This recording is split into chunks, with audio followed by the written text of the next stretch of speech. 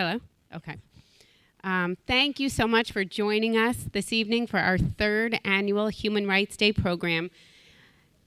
Human Rights Day is recognized annually on December 10th. My name is Allie Rosenberg. And my name is Stacy Science, and together we're the co-chairs of the Town of Newcastle Holocaust and Human Rights Committee. On behalf of our committee and the students of the Horace Greeley Club, Enough, we welcome you to tonight's program.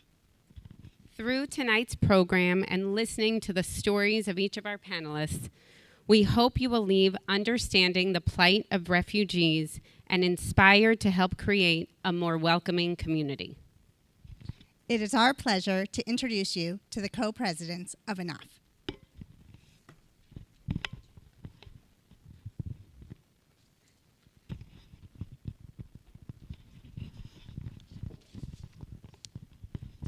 Good evening. I'm Jack Rosenberg. And I'm Elliot Science. The Universal Declaration of Human Rights was the result of the experience during the Second World War. As a response to the Holocaust during World War II, the international community took steps to prevent such atrocities from ever happening again. To that end, on December 10th, 1948, the Universal Declaration of Human Rights was adopted. As students, we have a responsibility to educate ourselves and others on the importance of human rights. The recognition of Human Rights Day is important to our club and our club's mission, is to empower students to stand up to hate and develop a community of tolerance through education and the understanding of people's differences. We hope the stories shared tonight will inspire you to stand up for human rights for everyone. Tonight's panelists are Town of Newcastle Holocaust and Human Rights Committee member Anuja Joshi, Westchester County Legislator Vedat Gashi, and Westchester County resident Svitlana Kolobova. Before we begin tonight's program, we would like to invite up our principal, Dr. Seppi, to stand alongside us as we share words from our neighbors, President and Secretary Clinton.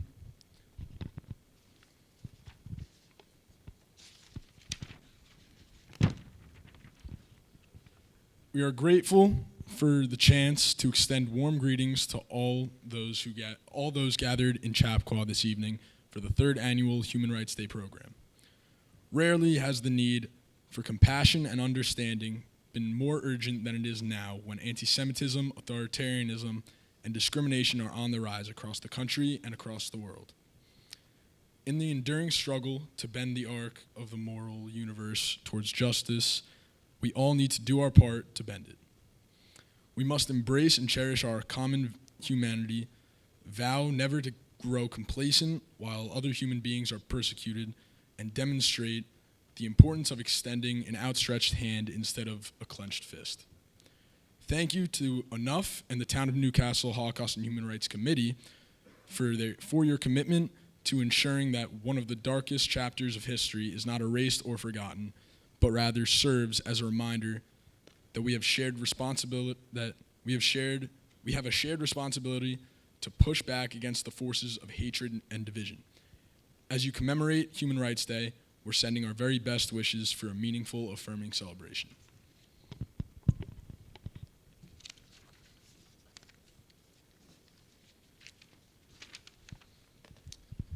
As 2022 marks the 50th anniversary of the Ugandan Asian expulsion, we are honored to introduce you to Newcastle resident and member of the Town of Newcastle's Holocaust and Human Rights Committee, Anuja Joshi, who will share her story.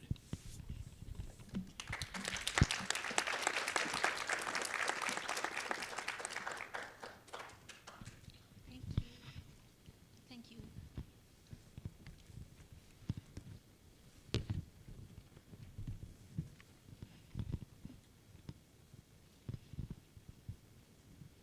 August 4th, 1972, Tororo, Uganda. Idi Amin, the president of Uganda, declares all Asians have 90 days to leave the country, their businesses, their homes, and their belongings, or face the fire. August 5th, 1972, Tororo, Uganda. My mother goes into labor. August 6th, 1972. I am born. We were forced to leave the place we had called home for 3 generations. Our families were scattered all over the world in search of asylum. Most went to the UK, a reminder of the colonial past, and yet others went to Sweden, Australia, Canada, and other countries. I could recount the historical data, including being seen as the Asian blight, or being the first non-Christian, non-white refugees to Canada, or the countless rags to riches tales of the Ugandan Asian refugees. But you can Google that. This is going to be my story of spending a large portion of my life discovering the feelings associated with being a refugee and trying to find a way to explain that. You see, a refugee is quite different from being an immigrant because historical events robbed my family of choices and freedoms. Historical events changed our what-ifs to what is.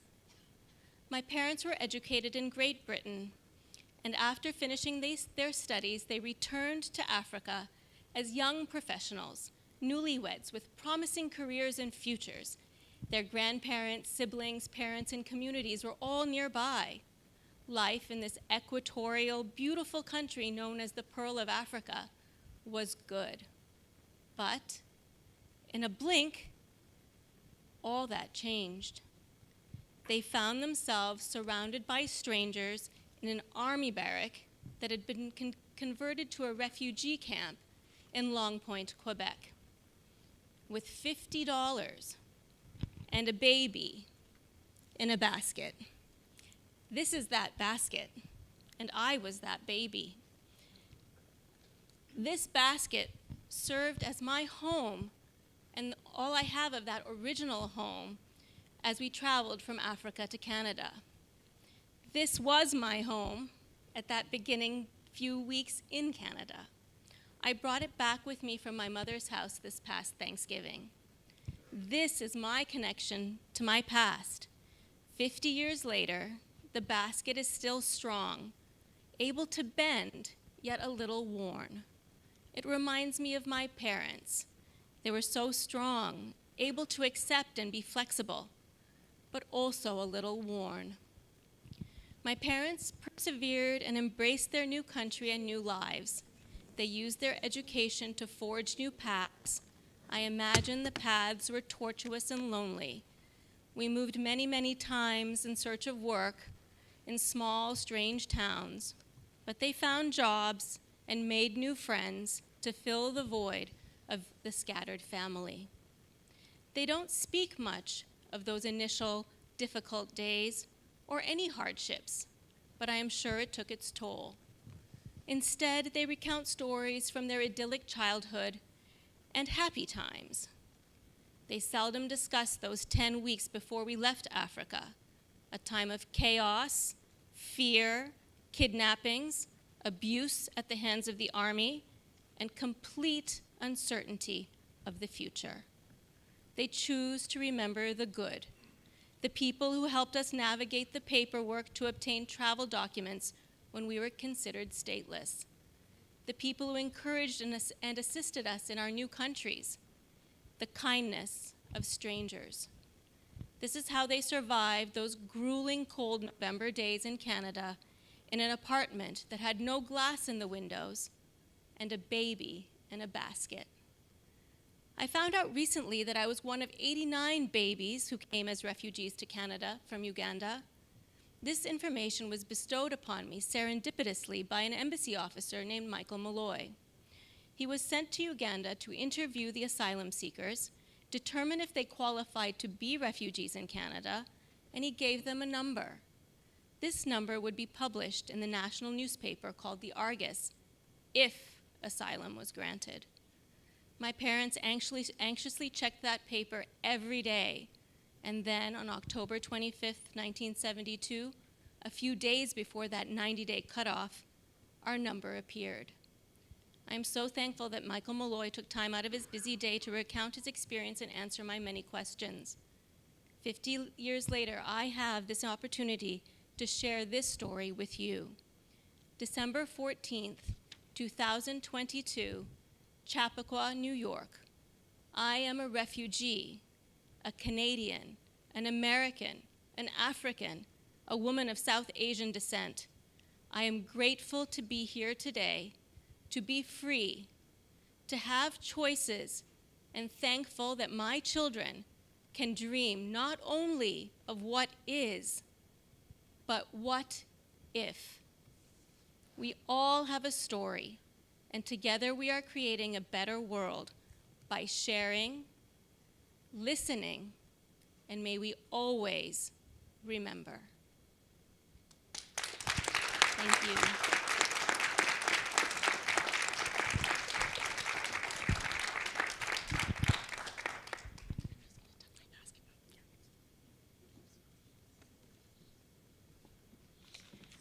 Thank you, Anuja, for your incredible story and your bravery in sharing it. My name is Eliza Elbaum, and I am a vice president in the Enough Club. Now we are pleased to invite Westchester County Legislature Vidat Ghashi to share his story.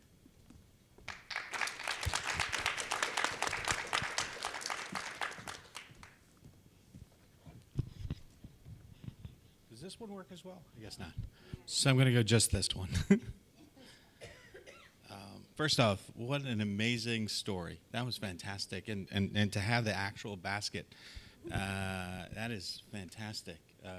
Again, I'm awed by it. Honored to be here with you all. And I think going through my story and thinking about how I got here and the parallels between that and the Jewish experience during World War II, the Holocaust, and I guess the Asian experience in Africa and Ukraine now, we are reminded the incredible importance of remembering how many similarities there are in these stories. It's remarkable. My particular story, to give a little bit of historical context, and I say a little bit because I think sometimes it could be problematic, not least of which because it is complicated and long and it will put you all to sleep. A lot of people, when they talk about the history of Kosovo or Yugoslavia, they'll start with the date 1389. That's a 1389, and I hate it because 1389 was a long time ago. But also, what it marks is a battle between the Ottoman Turks were coming into Europe, and the Serbian king died in Kosovo. What it obscures, or what it neglects to mention, is that there were Albanian-speaking and Serbian-speaking people on both sides. And also will neglect to mention that in many ways it's irrelevant to the current situation. My challenge when I've been dealing with Kosovo issues has been that there's a tendency to speak about it as if it were a parking lot. And, this is my parking lot and not your parking lot. And what it neglects to remember is that there are people living there now, and that those people exist. And my family's experience was to be persecuted for existing. In World War I, something resembling Yugoslavia was put together. But really, in World War II, different areas came together to make Yugoslavia. There is, within the Serbian part of it, area, let's call it a state, that is 95% Albanian, ethnically distinct, religiously distinct, culturally distinct in a lot of ways. And in 1974, within Yugoslavia, was given some autonomy. They were able to have schools in their language. They were able to be employed, be a part of the society. And then, I'm giving you guys the real thumbnail sketch here, but at some point, they decided to take those rights away. You could no longer study in Albanian. You could no longer be employed by the state organization, which is a meaningful thing in a socialist state. So the end result, and those are the historical, but the actual result to me and my family was that my father, who was sincerely one of the smartest people I ever knew, only was able to graduate the 7th grade. My mother, the 6th grade. Ended up emigrating to the United States and finding success through the work, and but that was a path denied to him in Kosovo. So for a long time, there was an apartheid-like situation in Kosovo, where again, you couldn't study, you wouldn't be employed by the, you couldn't be employed by the state, and a lot of other challenges. And we think of it as sort of a cold or a soft, challenging time, which is a funny way of calling that apartheid. But then it became a more heated, violent experience. And I'd written down notes, and frankly, even some of those notes are a challenge because, again, we start dealing with numbers. And as with the Holocaust, there are people who will deny how many people died or deny the experience and deny how it happened. But by most reasonable estimates, between 10 and 25,000 people in Albania died. About that same amount was raped as a tool of war. And then about 850,000 people were displaced. And again, these numbers are numbers. It's hard to have them connect with you. I moved here when I was 4. My family came over. My dad and my mom and dad, and we had 5 kids. And their greatest joy, their biggest pride was the fact that we were able to be educated and find a way forward. They were happy and proud of the things that they accomplished, but our accomplishments were the biggest things to them, and that was something that was denied in Kosovo. And after that war, the war, and I came to the United States. I was educated. I became a law student. I clerked for a judge, and I went back to Kosovo. 5 years, working with the United Nations, helping write the laws. I felt a responsibility, having been raised here, educated. There's this sort of survivor's guilt. Understanding that a lot of people who were politically active or in leadership responsibilities didn't make it. The Albanian saying for it is, they get rid of your cold, which is kind of a funny, I always find it so funny, but that was the saying. And then what it meant was, you will disappear, or you can, and you have to be careful. But there was a humor to it. There was that's the way that people dealt with these situations. Upon returning to Kosovo, I found, I reconnected with some cousins, guys about my age. And I said, during the war, where did you go? Because these displaced people, and you might have seen the images on CNN or media where there was throngs of masses of people lining up at Macedonia, where famously they were told, "We are full," and they didn't want to let them in. I said, "Did you go to Macedonia? Did you go to Albania?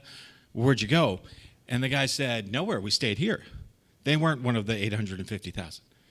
I said, "Wow, that's amazing. Did you? So you fought? You were part of the resistance?"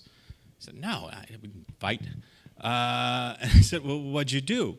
And he says, "Well, if they were coming, they'd bring a tank, and we'd see the tank, and when we saw the tank, we would just load as much stuff as we could in the backpack and go hide out in the woods for a week or 2.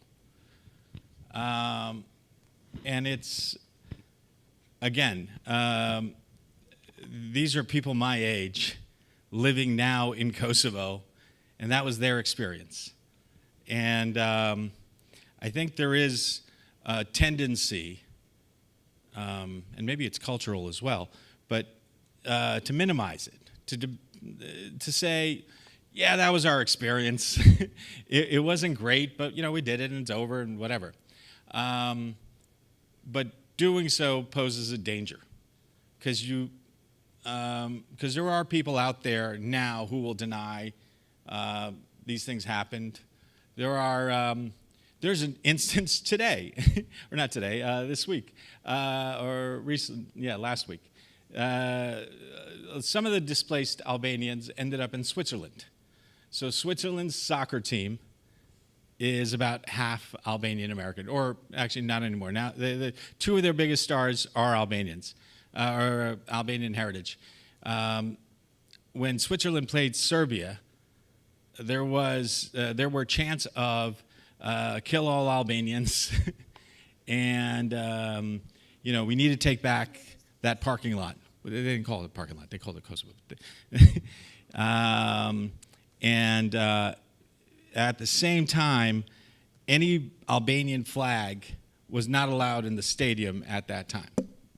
That's sort of, to my mind, a false equivalence.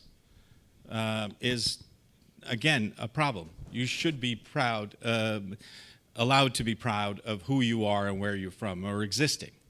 I always talk about, when we came to the United States, we came on a visitor's visa and overstayed. We were illegal, what we called then illegal, undocumented immigrants. It was the thing that makes this country so great is you have the opportunity. You're not going to be given everything all the time, and certainly there's intolerance, hatred, and nonsense here as well. But you, at your base, have the opportunity to exist, to achieve, and to be who you are. I'm proud of my Albanian heritage, but at the same time, incredibly proud to be an American because of what we've found here. I am now feeling like I'm rambling, so I'm going to stop talking, but I look forward to speaking with you all soon. Thank you.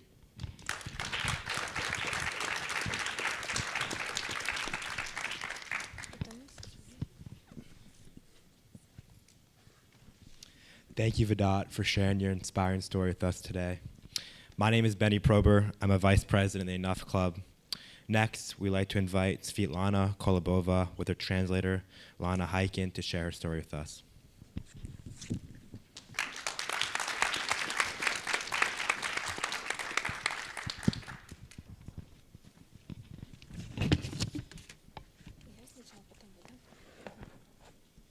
Hello.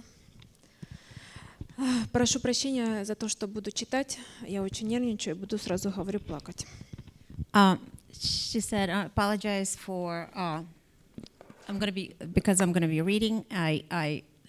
She's very nervous, and she prepared something to say, and she's going to cry, and she apologizes ahead of time. Okay, start. My name is... I'm sorry. Меня зовут Светлана Колобова. Я из Украины, Сумы регион, Глухов мой город. У меня есть муж и сын Игорь, ему 12 лет. Всю совместную жизнь прожили в родном городе. Строили дом, а с ними планы на будущее. Hi, my name is Svetlana Kolobova. I'm from Ukraine, from Sumy region. I have a husband and a son who is right here. His name is Ihor. All our lives, we lived in one town, building a house and planning our future. Ничего не предвещало беды, но 24 февраля 2022 года в 4 часа утра, 15 минут, мы проснулись от непрекращающих мощных взрывов, летающих над нами, над нашим домом, самолетов и ракет, которые бомбили стратегически важные объекты и просто дома мирных людей. Nothing foreshadowed trouble, but on February 24th, 2022, 4:15 in the morning, we were woken up by multiple severe explosions, airplanes flying over our house, and rockets bombing strategical targets as well as regular houses with regular people. С такого ужасного утра началась моя новая реальность в Украине. From this morning, my new reality in Ukraine started. Наш город находится 18 километров от границы с Россией, поэтому их войска оказались возле нашего города всего лишь за считанные минуты. Our town is situated around 18 kilometers from the Russian border, and therefore their army was in our town within a few minutes. Русские войска взорвались в Украину с огромными количествами военной техники и оружия, которые убивали как военные, так и мирных людей. Russian army invaded Ukraine with a lot of war equipment and weapons, and used them to kill military targets as well as just civilian population. Потом были несколько недель оккупации Сумской области и нашего города. Очень быстро закончились продукты в магазинах, лекарства и горючее на заправках. After that, they lived through a few weeks of occupation of their town and Sami region, and pretty soon the stores were out of food, the pharmacies were out of medicine, and the gas station did not have any gas for their cars. Вокруг не умолкали звуки тяжелой артиллерии. Все были в ужасе. Войска России уничтожали целые города, безжалостно убивали мирные жителей, насиловали женщин, детей, стариков. Everybody was really scared. They lived through constant shelling and bombing, and Russian military destroyed cities, towns, and killed civilians, raped women, children, and old people. На тот момент жертвами стали десятки тысяч убитых мирных жителей, тысячи изнасилованных, а также сотни тысяч насильно депортованных на территорию России в самые депрессивные регионы. At this time, victims were thousands of killed civilians, thousands of people were raped, and hundreds of thousands were deported without their will to the Russian territories, the most depressed and cold and far Russian territories. Мой сын и я были в ужасе, но самое страшное было впереди. Голод, обстрелы. My son and I were scared, but we didn't know that the most terrible things were ahead of us. Hunger, constant shelling. И бесчисленных русской армии относительно мирных жителей заставляли покинуть родной город моего мужа. And outrage of Russian army toward just civilians and peaceful citizens made them leave their town and her husband behind.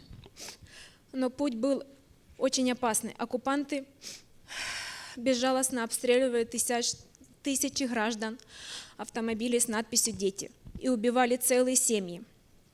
Their way was very dangerous. Their road was very dangerous, and Russians didn't stop bombing and shelling civilian cars and even cars with that says "kids" on it. 11 марта мы решились на этот смертельный опасный путь. Сквозь оккупированные территории, области, через блокпосты оккупантов, которые грозились расстрелять нас. On March 11th, we've decided to leave, and we decided to take this dangerous way through occupied territories, through blocks, posts, where the Russian army threatened to kill everyone, past tanks, past helicopters flying on top of them through battlefields. And that was the most terrible days of her life. Мимо танков, вертолетов, через поля сражений. Это были самые ужасные дни в нашей жизни. Мы понимали, что в любой момент наша жизнь может закончиться.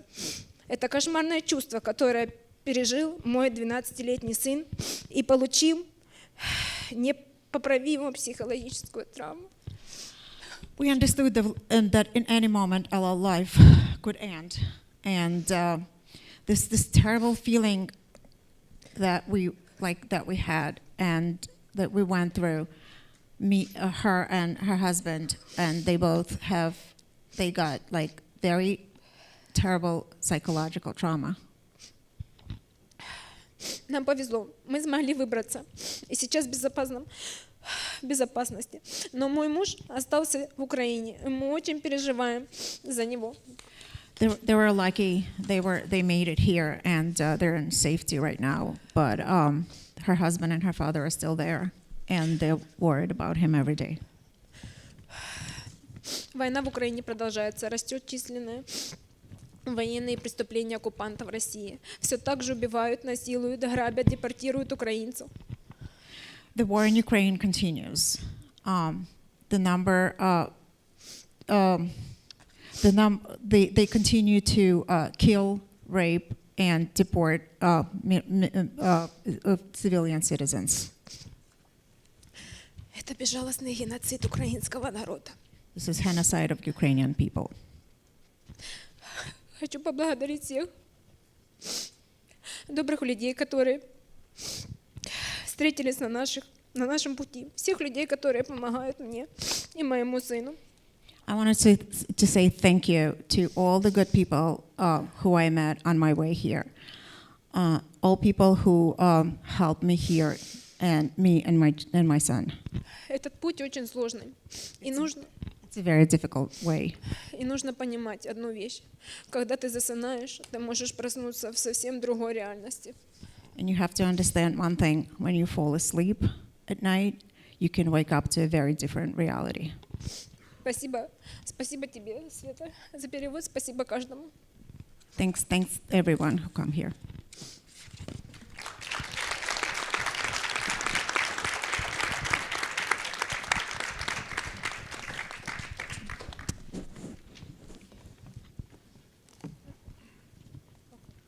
Thank you, Svetlana, for having the courage to share your story with our community. My name is Robin Kiles, and I'm a student liaison from the Enough Club to the Town of Newcastle Holocaust and Human Rights Committee.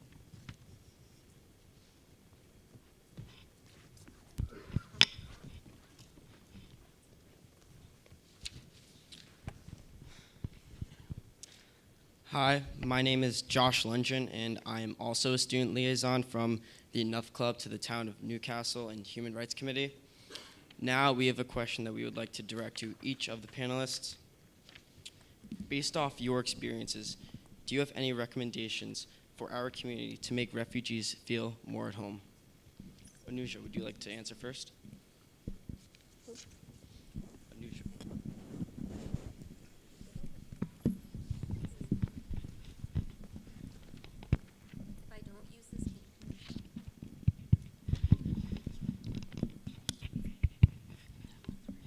Thank you.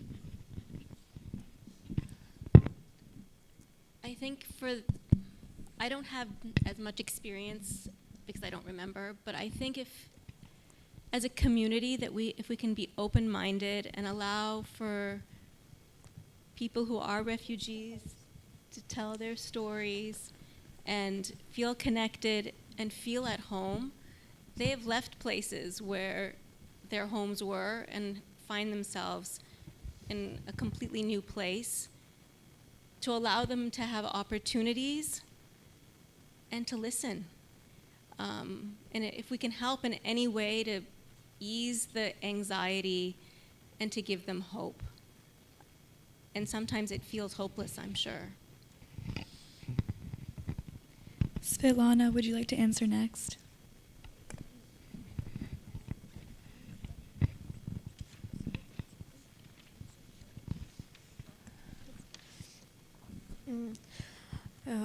Нужно понимать, что мы совсем другие люди, и для вас обычная вещь, для нас это очень сложный путь.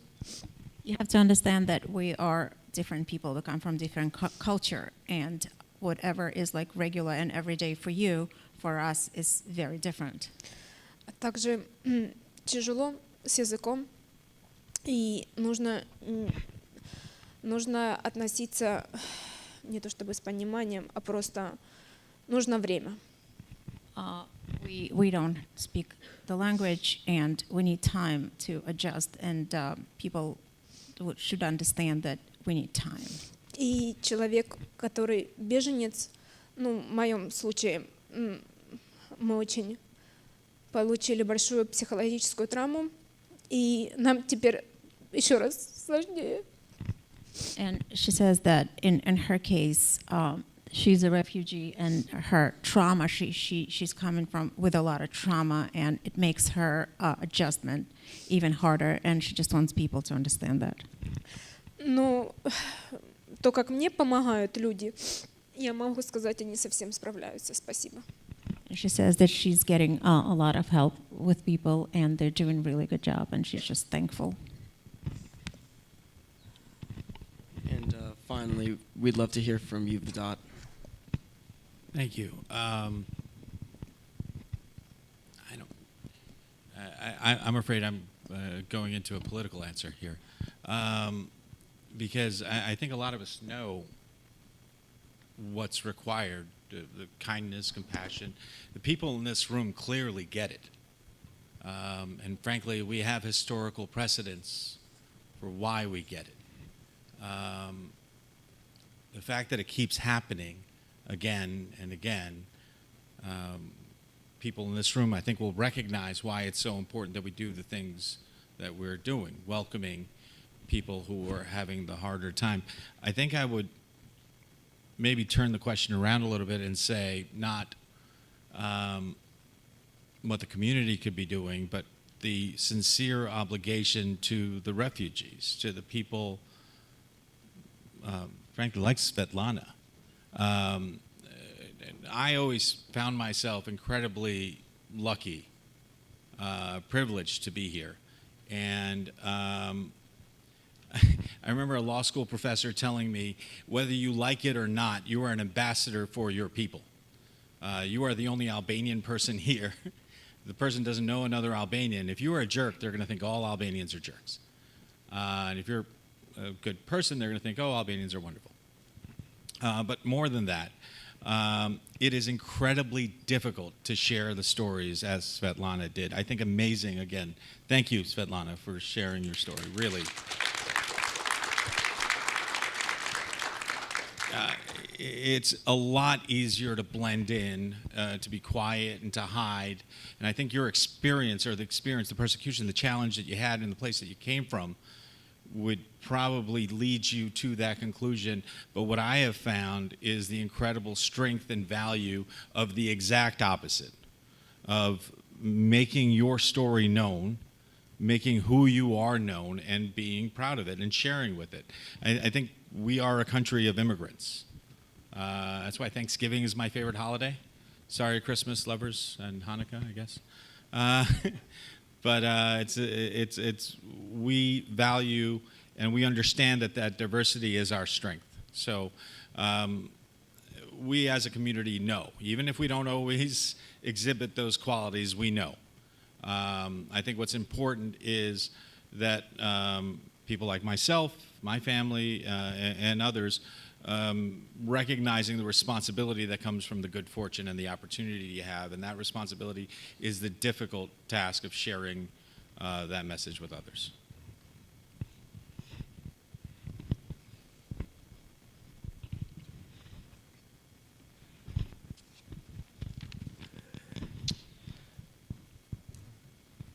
Thank you to our panelists for sharing your incredible and moving stories with our community tonight. It is my hope, as co-president of Enough, that we will take their stories to heart and change both our community and country into a place fully ready to supply refugees with the American dream that Anuja, Representative Vedat Ghoshi and his family, Svetlana, my ancestors, and I imagine many of yours came to America desiring. Now, we are honored to introduce Town Supervisor Lisa Katz.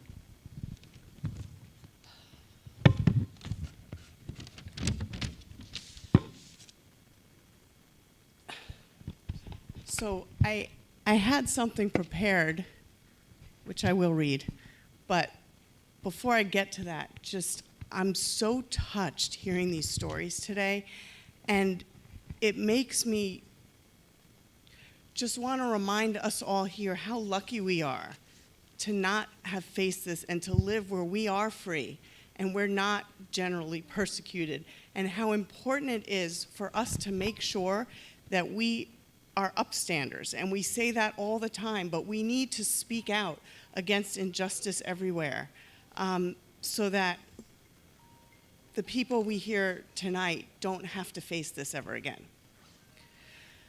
So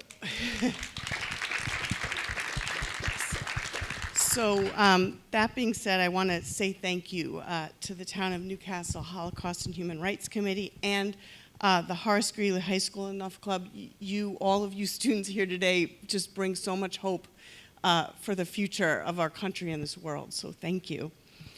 And also a special thank you to our county legislator, Vedat Ghoshi, our Holocaust and Human Rights Committee member and resident, Anusha Joshi, and Svetlana Kolovova for sharing your experiences as refugees tonight. So I'm reminded this evening that a foundation of what makes Newcastle so special here is our desire to work together to create a united, welcoming, and inclusive community where people of all backgrounds can put down roots, thrive, and belong. And we know that, especially hearing this tonight, that's more important than ever.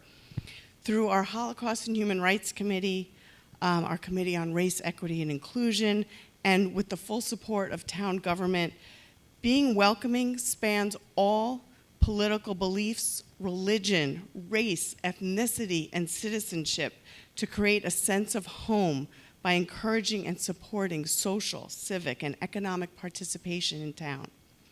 Especially during this holiday season, it is incumbent upon each of us to remember to embody love, kindness, empathy, and hope, because all of us are welcome here in Newcastle.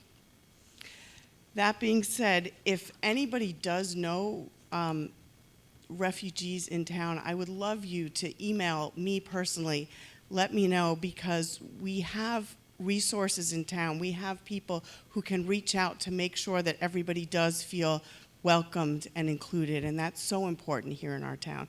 So again, I want to thank all our speakers tonight. I want to thank the Enough Club and our Holocaust and Human Rights Committee, and you really make my heart full knowing that we can rely on you and all of you to help make the world a better place. So thank you.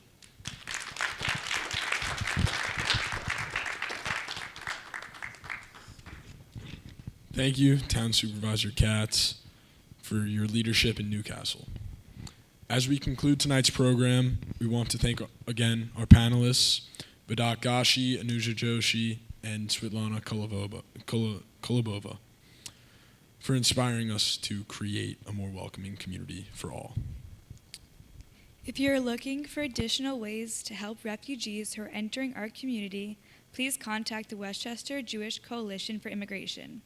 There are pamphlets and flyers about this incredible organization on the bake sale table in the lobby for you to pick up on your way out. Thank you for supporting our event this evening. We hope you join us at our next event on Thursday, January 26th, commemorating International Holocaust Remembrance Day. We hope you have a safe drive home. Thank you.